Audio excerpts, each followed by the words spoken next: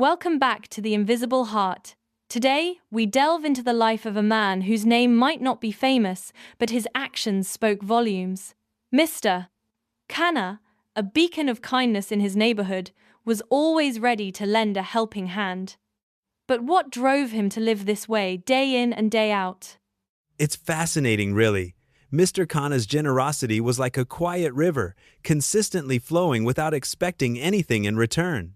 He saw needs and met them instinctively, much like how a gardener tends to every plant, not just the ones that bloom the brightest. Indeed, his actions were almost instinctual. But let's consider the flip side. Some might argue that his selflessness was his weakness, being too available, made people take him for granted, don't you think? Absolutely, there's a valid point there. It's like in economics, where a surplus of supply often diminishes perceived value. Mr. Khanna's constant availability made people overlook the rarity of his kindness. Yet, he remained steadfast, unbothered by how others perceived him. So, let's talk about the community's role in this story.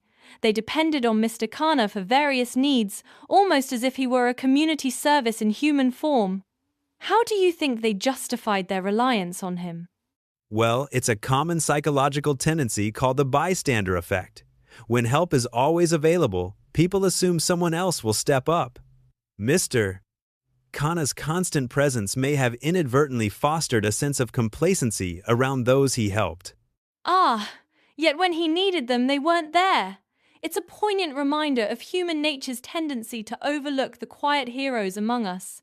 But do you think they ever realized this imbalance? Some did, eventually. It's like the old saying, you don't know what you have until it's gone. Unfortunately, the realization often dawns too late, when the opportunity to reciprocate has already passed. It's a bittersweet lesson in hindsight. This brings us to a deeper question. How do we balance kindness with self-care?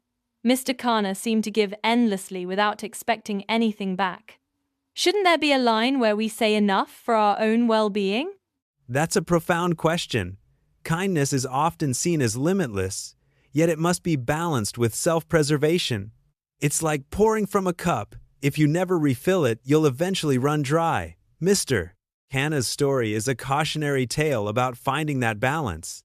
His story indeed highlights the need for personal boundaries, but on his last day he seemed at peace with his choices. How do you interpret his final words about kindness being a gift, not a loan? His perspective is both humbling and inspiring.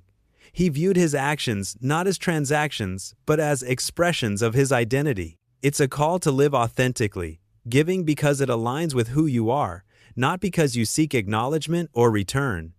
As we reflect on Mr. Khanna's life, there's a pressing question for our listeners. Are we attentive enough to the Mr. Khannas around us? How can we better appreciate and support those who selflessly give? It's crucial to cultivate awareness.